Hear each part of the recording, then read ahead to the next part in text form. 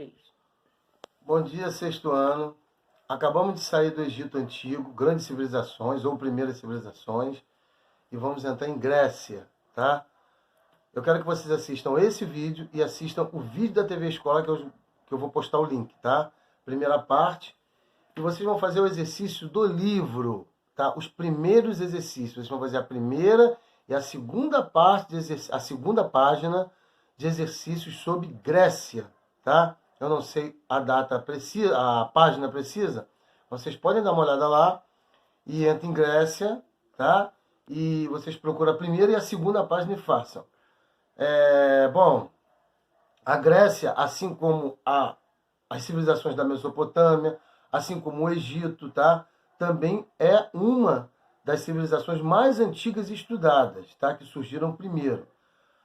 A Grécia, como todas as outras civilizações, ela também, tá, possuía a ação, o costume de guerras, de invasões, tá? Sabendo que as guerras na época eram coisas como se fossem básicas, tá? Porque a busca por novas terras, a busca por terras férteis para a agricultura, a busca por poder, fazia com que uma civilização, um povo, invadisse o território do outro. Nessa época, tá, da Grécia, a Grécia foi formada por alguns povos que vieram da Ásia e vieram principalmente da região do Cáucaso, tá? Ou dos Balcãs, assim dizendo. Essa região dos Balcãs é a região que hoje se encontra o país Grécia. Alguns povos ali que tem um nome no livro de vocês, eu agora não estou me recordando, Eólios, tá? Tinham os corintos, alguns povos ali foram se agrupando e formaram, tá? Algo chamado de cidade-estado, tá? Pode deixar gravando. Cidade-estado. O que é uma cidade-estado? Uma cidade-estado vocês imaginem uma cidade, e o estado que a gente se refere aqui não é um estado, uma divisão territorial, uma federação de um país, como se fosse o estado de São Paulo, o estado do Rio de Janeiro. Não é isso. O estado que a gente se refere é um estado administrativo, como se você se referisse assim, o estado brasileiro. Eu estou falando de quê? Da máquina administrativa, ou seja, do governo, dos poderes, todas as instituições que governam um país. Agora, por que cidade? Porque não era um país. Era uma cidade que ela tinha suas próprias leis, ela tinha seus próprios costumes, ela tinha o seu próprio governante.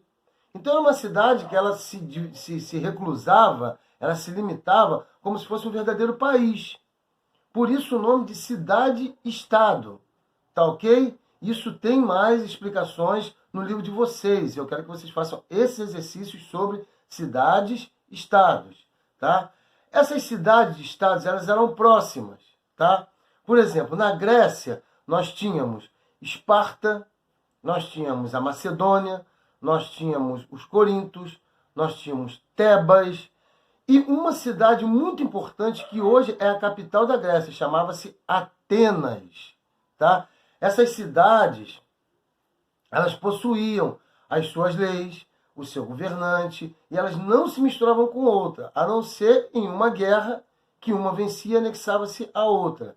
Só que elas se fortificavam, tinham sua economia, tá? Hoje, por exemplo, no Brasil, se aumentar o salário, aumenta o salário para o país todo. Não aumenta o salário, digamos, só para um estado ou para uma região, tá? Naquela época, colocou-se uma lei. A lei era colocada para a cidade de Atenas, pelo governante de Atenas. A cidade de Esparta, pelo governante de Esparta. Não era um país inteiro, eram cidades-estados. Espero que tenha ficado claro.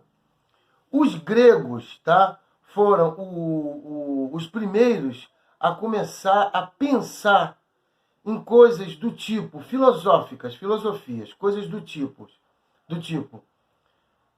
para que nós viemos à Terra? Qual o sentido da vida? Por que nós nascemos?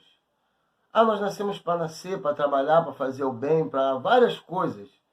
eles procuravam entender isso. Eles tentavam entender a existência do mundo e do homem, tá? E aí surgem os nossos famosos filósofos. Entre eles, os mais famosos, Sócrates, Platão e Aristóteles, que viveram na Grécia Antiga cerca de 1.000, 2.000, 3.000 anos antes de Cristo. Tá ok? Deixa eu lembrar aqui, existiram algumas guerras muito importantes dos gregos contra uma outra civilização que vocês estudaram, chamada os persas.